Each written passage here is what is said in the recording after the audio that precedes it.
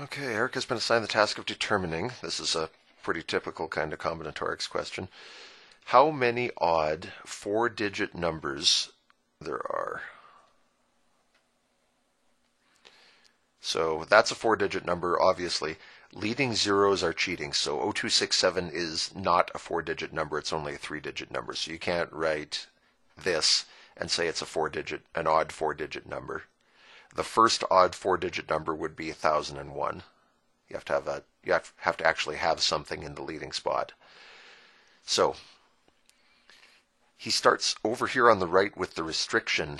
This place is restricted because there are only 5 digits you could put here that would make this an odd number. Odd numbers have to end with 1, 3, 5, 7, or 9.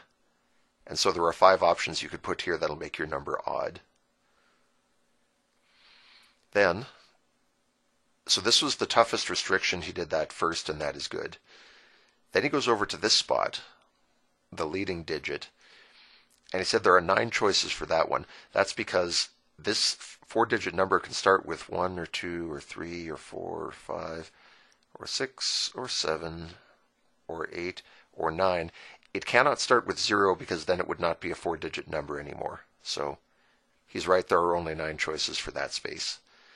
Now, for the middle 2 spaces, you can put any digit you wish, anything from 1 to 9 or 0. It won't change the number being odd, and it won't affect whether the number is 4 digits or not, so you have all total freedom for those 2 spots. And so by the fundamental counting principle, the number of odd four-digit numbers would be 9 times 10 times 10 times 5, which is 4,500. Now,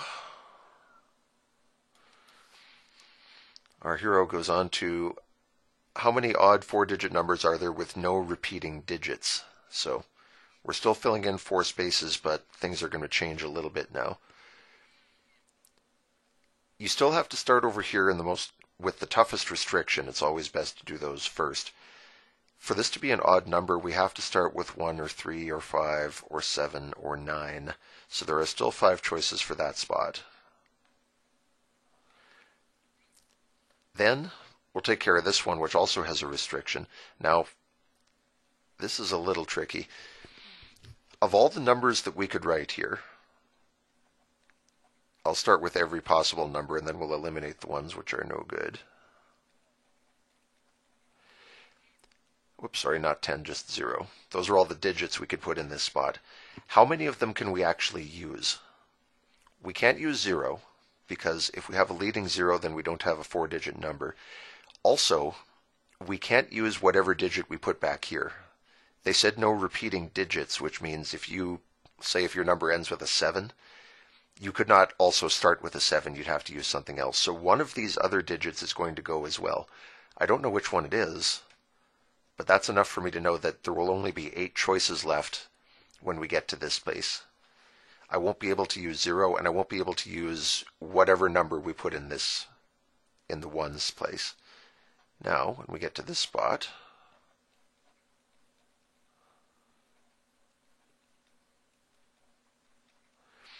what options do we have now? We can use 0. It's okay to have zeros in the middle of a number. You could do something like 1003, and that's an odd 4-digit number. So 0's all right here, but we can't reuse this number, and we can't reuse this number either, so we actually still have only 8 options here. Not for the same reason as in this spot, but 8 nevertheless. This digit's out, and this first digit's out. And when we get to the last place, it's not necessary to write all these out, but in case it helps you, here they are. Again, 0 would be okay here. There's no reason we can't have a 0 in the middle of a number. But we can't reuse this one, or this one, or this one. So there are 3 digits gone out of this list, which means there are only 7 digits left. I don't know which ones they are, but I know that 3 of them will be gone and only 7 choices will remain. So fundamental counting principle again, 8 times 8 times 5 times 7. 64 times 5 is 320, times 7 should be 2,240.